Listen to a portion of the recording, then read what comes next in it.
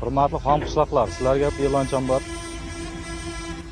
Men bugun o'z metallurgiya kombinati bilan gaplashdim.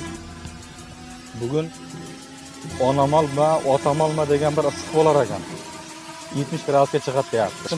Hamma uydan chiqmay, soat 10 dan keyin birontan ko'chaga chiqma, soat 8-9 gacha kechikdi. Quyosh botib yo'qolib ketguncha birovni ham ko'chada ko'rmang. Birontang asfaltga jovushib qolib, yerib, lakilik yo'q qolib. Erta men boshimda darslar bo'lma birovni. Aytib qo'yayin, miyangdan qotin qulog'idan oppoq azib tushadi. Tomi ketib birikdan xiyol otib ismingni eslolmaydigan bo'lib qolasan aytib qo'yayin. Ular men kimman deb qolasan, miyang ov. Tushundingmi? Qizlar, bachalar, ham biz yigitlaringga qizlaring uchrashuvga chiqaylik deb chiqib ketma.